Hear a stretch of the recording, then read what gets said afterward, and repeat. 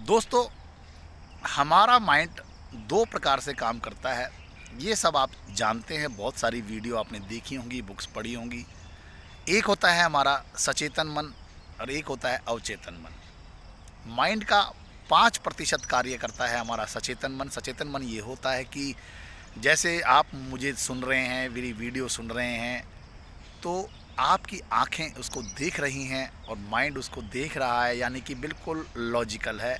आपको मेरी वीडियो से आवाज़ आ रही है, तो आप बिल्कुल सचेतन मन से उसको सुन रहे हैं, क्योंकि आपके कान सुन रहे हैं। यानी कि हमारी जो 5 इंद्रियां हैं, देखना, सुनना, स्वाद लेना और छूना, ऐसे 5 इंद्रियां हैं, वो सचेतन मन के कारण होती हैं। कोई भी चीज़ आपने खाई, आपको स्वाद आया तो आपने उसमें कोई भी रिएक्शन दिया, आपको किसी ने टच किया तो आपको लगा, आपके सचेतन मन ने बताया।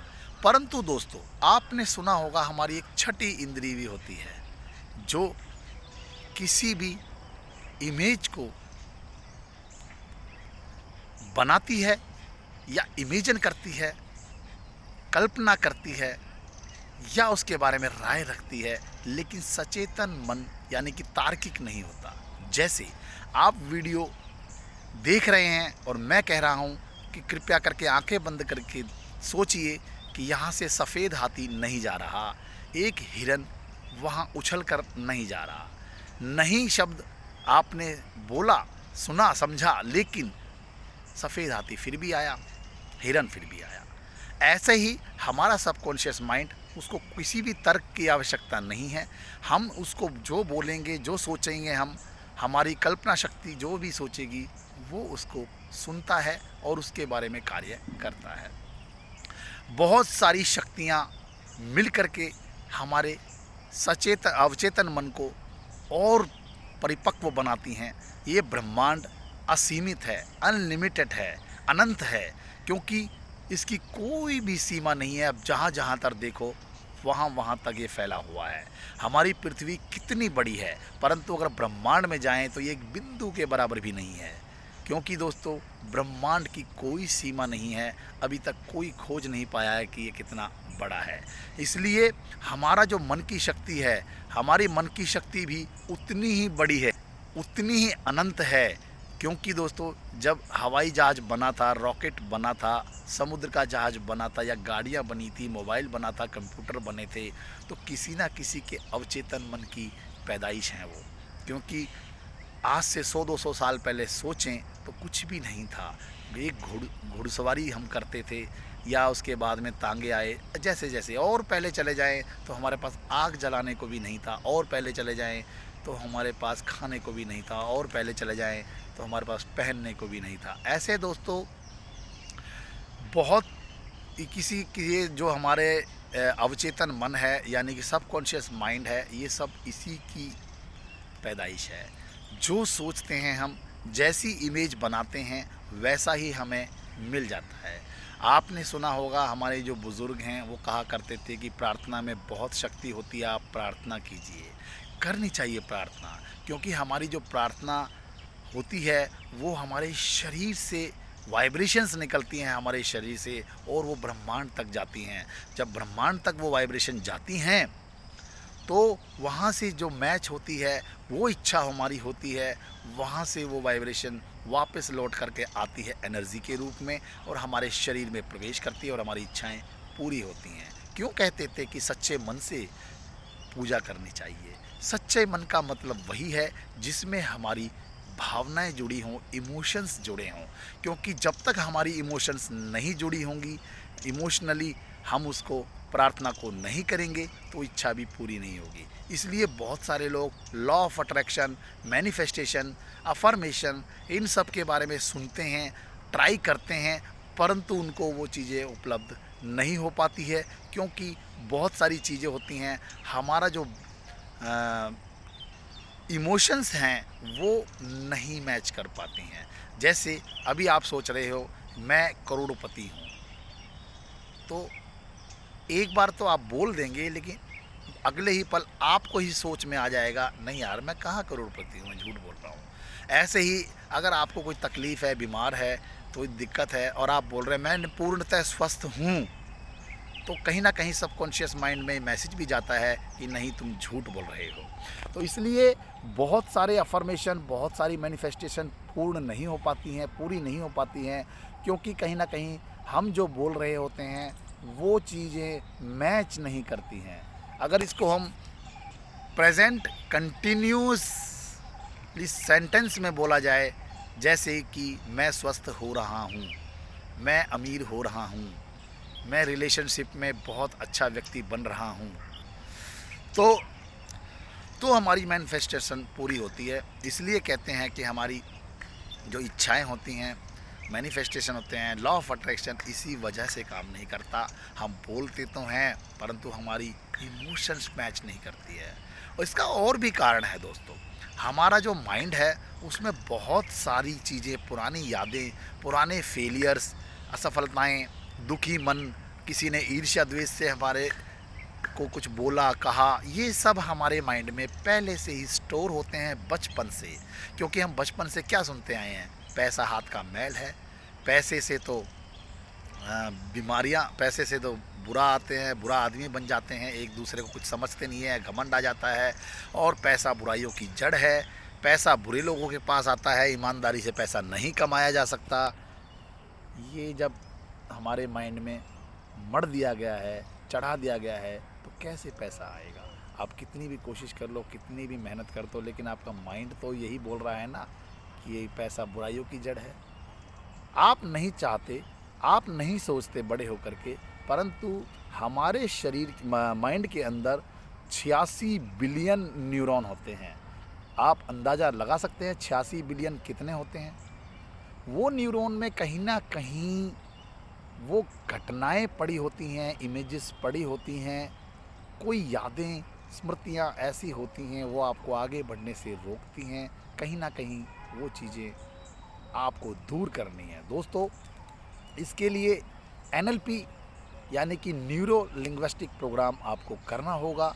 उसके द्वारा इसके माइंड में से वो सारी पुरानी बातें पहले निकाली जाती हैं, खाली किया जाता है, और जब माइंड में से खालीपन यानी कि वैक्यूम होता है, तब आप कोई भी मैनिफेस्टेशन करो, कोई भी अफर्मेशन करो, लॉ अट्रैक्शन करो, आपको वो चीज़ें सारी मिलेंगी।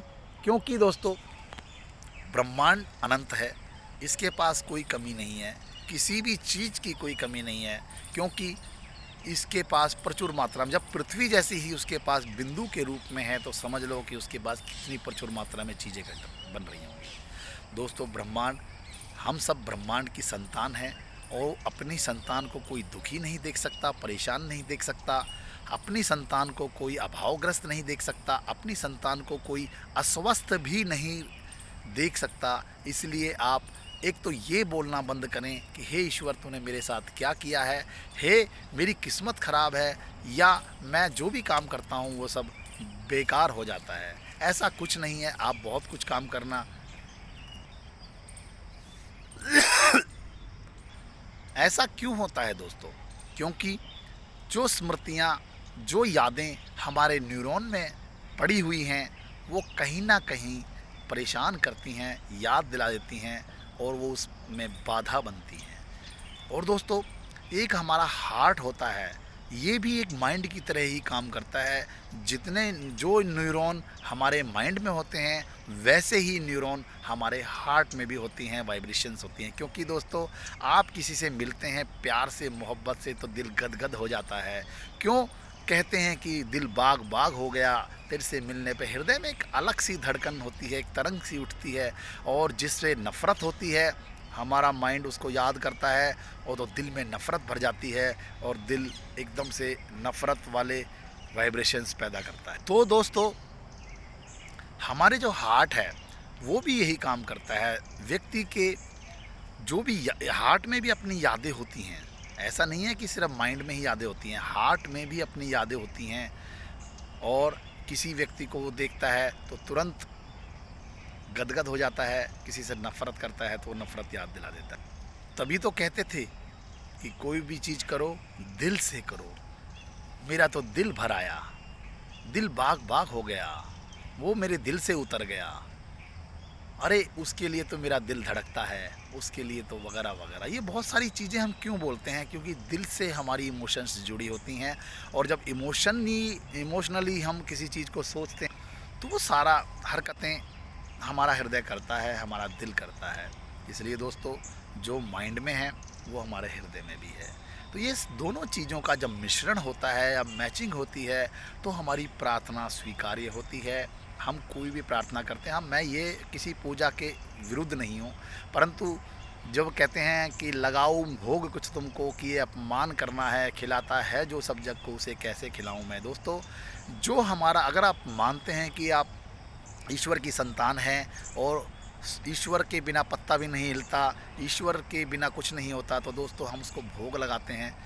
क्यों लगाते हैं? जब इंसान की वो सारी चीज़ें हैं, बर्तन भी उसी का है, भोजन भी उसी का है, मूर्ति भी उसी की है, हम भी उसी के हैं।